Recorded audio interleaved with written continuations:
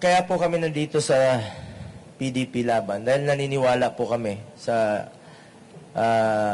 liderato at nagawa ni dating Pangulong Duterte para sa taong bayan. Hayaan na po natin ang taong bayan ang humusga. Kaya po tayo may eleksyon pagdating ng panahon. Mga kababayan ko, kayo na pong humusga kung sa tingin ninyong nakatulong po sa inyo ang mga programa niya noong 2016 up to 2022. Yung mga build programs, yung kampanya niya against criminality. Kung nakakalakad ho ba ang inyong anak na hindi nasasaktan at nababastos, kayo na pong humusga. Kaya po tayo may election, will of the people. Antayin na lang po natin kung ano pong kagustuhan at sa darating na eleksyon.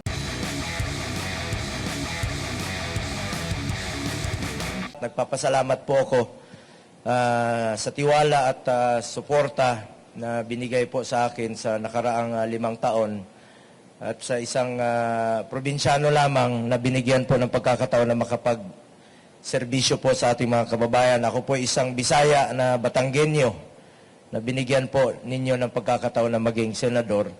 Ngayon, habang ako ay nagsusumite sa aking certificate of candidacy para sa darating na senatorial elections, nais ko rin pong ibahagi sa inyo ang aking mga advokasya at ang aking nagawa bilang inyong senador sa nakaraang mahigit 5 taon.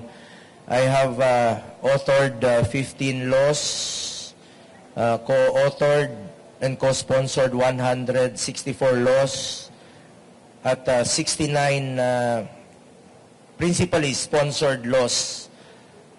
Karamihan dito ay upgrading and establishing hospitals. Dahil isa sa aking advokasya nung nanalo po ako ay ang health. At nabigla po tayo ng panahon ng pandemya. Kaya hindi po ako nagkakamali na the more we should invest sa ating healthcare system. At hindi ko po lilimitahan ang aking sarili bilang isang senador lamang. Trabaho po namin ay legislation, constituency at representation. Kaya kahit sang sulok ng Pilipinas, halos napuntahan ko na po ito. Mula sa North, Batanes, mula Apari hanggang Hulo North. Punta tayo ng West, sa Palawan. Napuntahan ko na magkabilang dulo. East, dito naman po sa Samar. Hanggang dito sa Hulo, napuntahan ko na po yan. Sunog, baha, pagputok ng bulkan, lindol. And tapusin ko lang yung advocacy ako. Unahin ko po, kalusugan bilang chairman ng Committee on Health.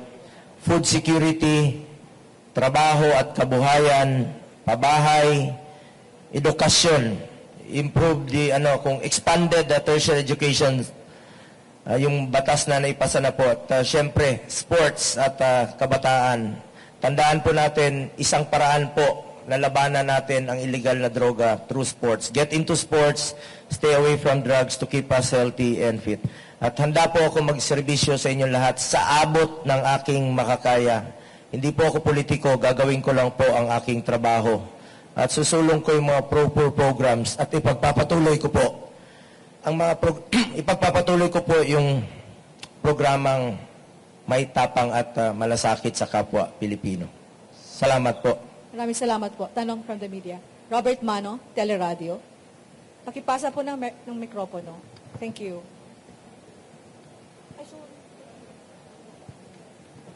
Hi sir, magandang umaga po. Morning. Sir, bago kayo nag-file ng Certificate of Candidacy, nagkaroon ba kayo ng tsansa na makausap ang dating Pangulo natin? At kung nakapag-usap po kayo, anong napag-usapan ninyo? May bilin po ba? And another one, sabi po ni Senator Bato kanina, may grand demolition job sa mga Duterte at sa mga kakampi niya. Kung ganun po yung situation, will you still seek endorsement from the former President at kay Vice President Sara Duterte? Alam nyo, isa lang po hindi po siya nakikialam sa trabaho namin. Ever since, alam ni Senator Bato yan. Isa lang, noon, before pa ako naging senador, at nung naging senador ako, isa lang sinabi niya sa akin, gawin mo lang yung tama. Just do what is right. Umikot ka lang sa tama. Hindi ka magkakamali dyan. At ako, yung aking mga programa at ang aking legislative agenda, ito pong mga pro-poor programs, yung makakatulong sa mga kababayan nating mahirap, especially sa health, no? At sa ngayon po, according to DOH, more than 15 million Filipinos na po ang natulungan ng malasakit centers. Magkakaroon po ng mahigit 6 na super health centers. Isang paraan po ito na ilapit natin ng serbisyo medikal sa ating mga kababayan. At isa rin po sa batas na ako ang principal sponsor at author, itong Regional Specialty Center. Halimbawa, yung mga heart center, kidney center. Ito po yung mga programa rin po ng present administration, itong Regional Specialty Center, na palawakin pa yung serbisyo medical. Ang hirap po sa amin, buhay mula sa probinsya, na wala pong access sa medical, yung pagpapaopera sa puso, kidney transplant, lung, cancer, mahirap po sa probinsya. Malayo, wala silang kamag-anak rito. Kaya unahin ko yung mga pro-poor programs ng gobyerno. Ako, sumusuporta po ako sa mga programa po ng gobyerno na makakatulong po sa mga mahirap, sa mga pasyenteng mahirap po. Ngayon sa tanong mo kanina about President Duterte, from time to time, nakakausap ko naman po siya, but more on personal. Dahil sa politika po, hindi po niya kami pinapakialaman. At ang sinasabi lang niya, gawin mo lang yung tama. And of course, I'm running under PDP. Chairman po namin si Pangulong Duterte. At yung mga aming mga programang isusulong ay naayon rin po sa mga magagandang programa niya noon na gusto namin ipagpatuloy na may tapang at malasakit sa kapwa Pilipino. Yung magagandang programa noon, kita niyo naman po, ito pong mga build programs niya na napapakinabangan na po ng ating mga kababayan sa ngayon. Kita nyo naman ngayon, nababawasan yung traffic. Traffic pa rin tayo, pero kahit pa paano, may alternative routes na po tayo. Yun pong Panggil Bridge. Naumpisahan po yun during President Aquino's time at nag-groundbreaking sa panahon ni former President Duterte at natapos po ngayon. Yung mga programang dapat ipagpatuloy, nakakatulong sa mga kababayan natin. Isipin nyo noon, 3 hours yung biyahe. Yan po isa sa mga proyektong isinulong ng natin noon sa panahon ni dating Pangulong Duterte. At ang taong bayan na po ang nakikinabang dito. From Philippine Star. Sa endorsement? Of course. Siyempre, PDP kami at ni-endorso po kami ni dating Pangulong Duterte.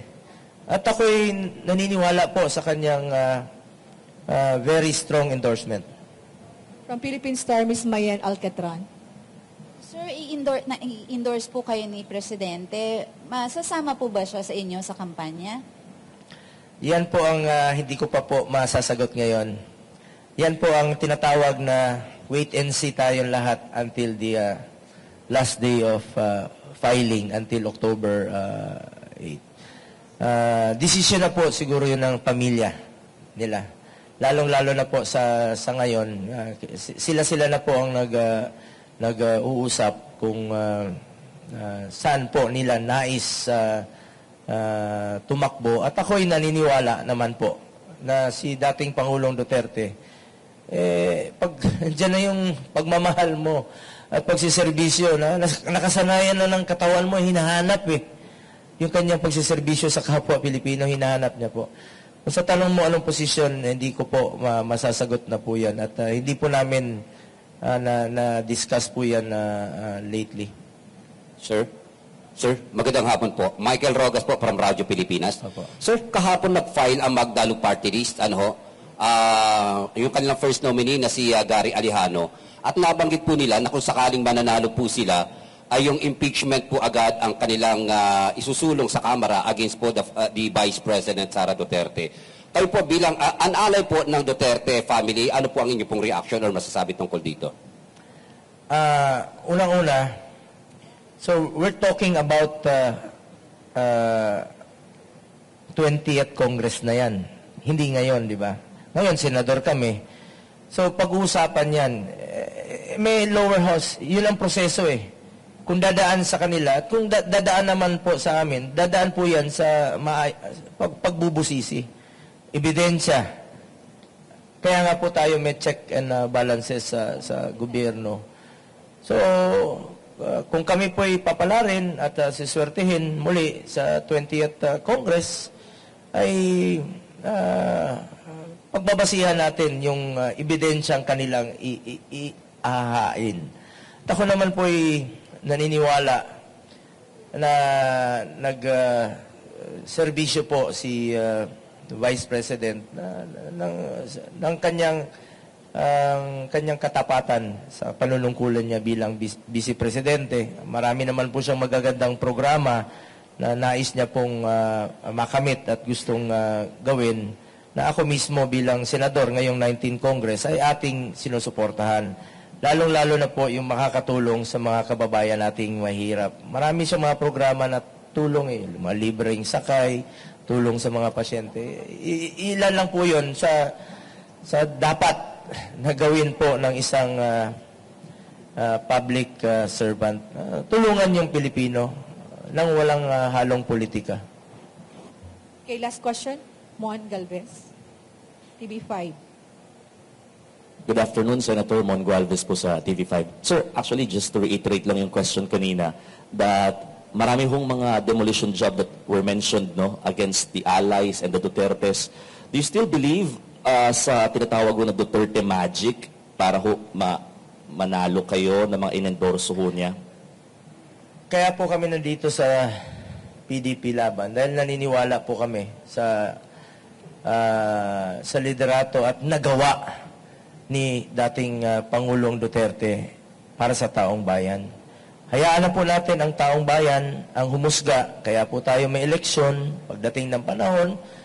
Mga kababayan ko, kayo na pong humusga kung sa tingin ninyong nakatulong po sa inyo ang mga programa niya noong 2016 up to 2022. Yung mga bill programs, yung kampanya niya against criminality. Kung nakakalakad ho ba ang inyong anak na hindi nasasaktan at nababastos, kayo na pong humusga. Kaya po tayo may election, will of the people. Antayin na lang po natin kung ano pong kagustuhan at sa darating na eleksyon. Ako, naniniwala po ako na pagmahal ka ng tao at alam nilang nagsiservisyo ka ng buong katapatan at pag may mamalasakit sa Pilipino, sila na po ang huhusga para sa inyo at hindi ka nila malilimutan. Alam po ng Pilipino yan. Kahit na sinabi ni Bato kanina, yung inaapi, alam ng Pilipino sinong inaapi. Alam ng Pilipino sino ang nagtatrabaho. Alam ng Pilipino kung sino yung hindi tamad. Importante rito, meron silang malapitan at meron silang matakbuhan. Ulitin ko, alam naman po ng Pilipino for the past 5 years, 6 years, ako po ay nagtatrabaho para po sa kanilang lahat. Sa abot ng aking makakaya. Kung kasipagan lang pong pag-uusapan, yan po pwede kong ipagmalaki sa inyong lahat ang aking kasipagan at pagmamalasakit sa kapwa Pilipino. Wala pong masasayang na oras.